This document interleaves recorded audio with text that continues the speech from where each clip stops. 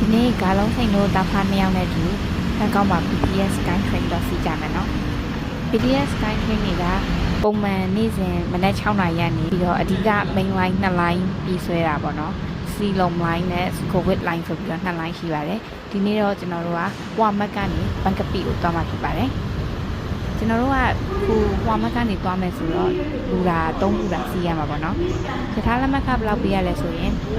ပထမဆုံးဘူရာအတွက်က20ဘတ်နောက်ဘူရာတွေအတွက်ကတော့သူကတဘူရာတိုးရင်3ဘတ်ပေါင်းတာဆိုတော့စုစုပေါင်းတယောက်ကို28ဘတ်ကျပါတယ်ရှင်သမီးနောက်ဆုံးရထားကိစ္စနဲ့โอเคရထားမရောက်သေးဘူးဆိုတော့ခဏတော့စောင့်ရမယ်